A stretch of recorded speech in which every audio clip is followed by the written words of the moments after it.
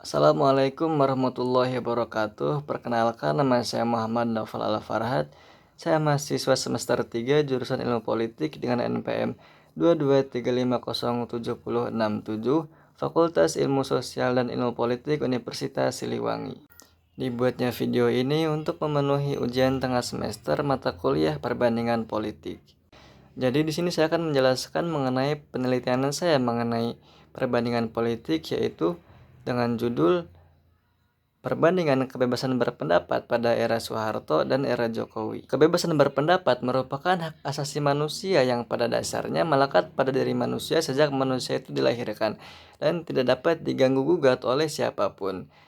Kebebasan berpendapat diartikan sebagai suatu kemerdekaan bagi seseorang untuk mengeluarkan ide atau gagasan tentang suatu hal. Kebebasan berpendapat juga termasuk kebebasan berekspresi dan merupakan salah satu hak paling mendasar dalam kehidupan berbangsa dan bernegara. Pembatasan kebebasan berpendapat itu dapat dibenarkan dengan catatan apabila pembatasan tersebut dilakukan untuk melindungi kepentingan publik tertentu atau hak dan reputasi orang lain. Namun, meskipun sifatnya fundamental, hak atas kebebasan berpendapat dan berekspresi tersebut bukanlah hak yang bersifat mutlak. Jadi untuk penelitian ini saya akan menggunakan pendekatan neo-institualisme. Pendekatan neo-institualisme merupakan salah satu pendekatan dalam ilmu politik yang mana pendekatan ini memandang negara sebagai institusi yang dapat diperbaiki untuk mencapai tujuan tertentu. Pendekatan ini berdampak pada pentingnya institusi dalam mempengaruhi perilaku politik dan kebijakan publik. Jadi untuk pembahasan pertama, jadi saya akan membandingkan antara era Soeharto dan Jokowi dari sisi kebijakan kebebasan berpendapatnya.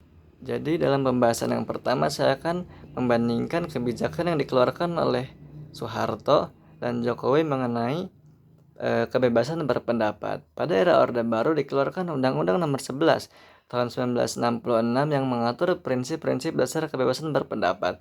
Undang-undang tersebut mengatur bahwa pers atau kebebasan berpendapat tidak dapat disensor atau dikendalikan, dan kebebasan berpendapat dijamin sebagai bagian dari hak-hak dasar warga negara serta penerbitannya tidak memerlukan surat izin apapun.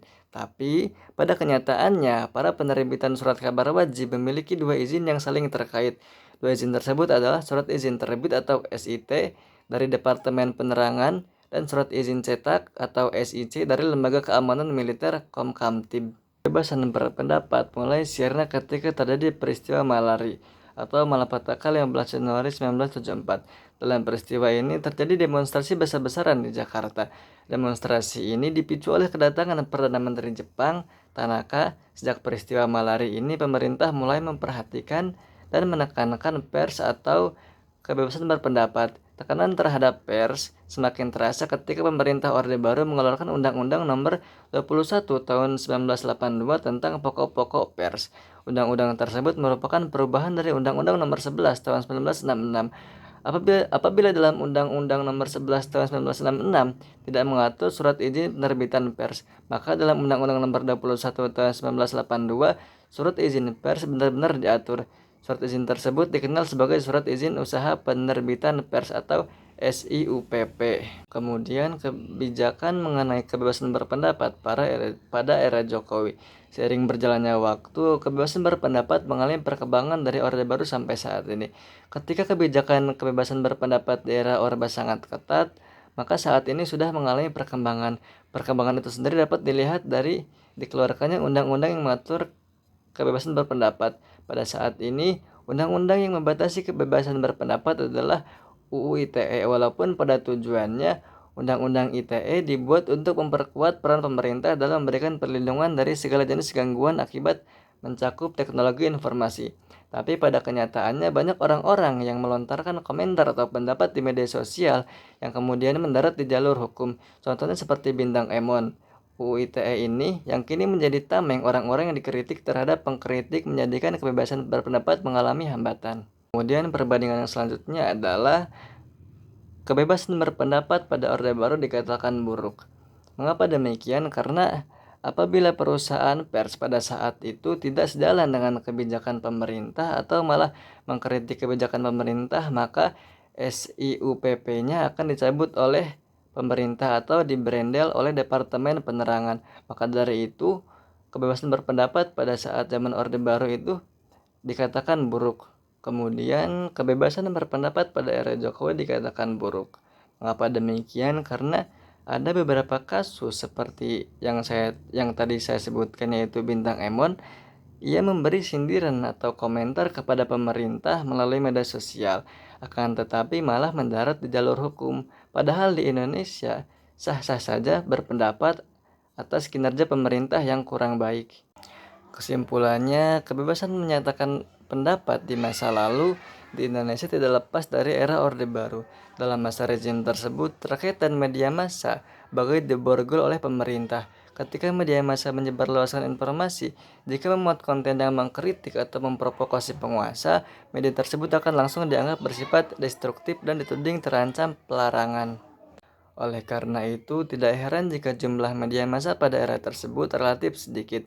Di era Orde Baru, buku-buku sayap kiri seperti karya Pramudia Anantatur juga dilarang untuk publikasi dan dibakar. Beberapa intelektual yang menyatakan pendapat sebagai akademis menjadi tahanan politik. Media massa mengalami disfungsi selama Orde Baru.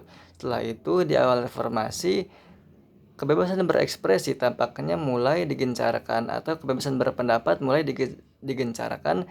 Di antaranya adalah lahirnya beberapa hukum tertulis tentang ekspresi publik untuk menegakkan jaminan hak asasi manusia. Kebebasan berpendapat di era Orde Baru memang sangat kelam. Beranjak ke era reformasi, semua jauh lebih baik. Demonstrasi, protes, penyampaian pendapat tidak digencar lagi. Meskipun masih ditemukan hukum-hukum yang tidak adil akan orang-orang yang vokal. Setidaknya, masa baru ini setiap orang lebih terbuka untuk menghargai pendapat orang lain. Terjadi sedikit kemunduran dalam kebebasan berekspresi di masa sekarang ini. Langkah publik untuk menyampaikan aspirasi melalui demonstrasi sangat terbatas. Hal ini terlihat dari kebijakan para penegak hukum yang mengubah pengumuman pengunjuk rasa menjadi izin sementara. Upaya kritik dan revisi kebijakan pemerintah melalui dunia maya dan media sosial juga terhambat.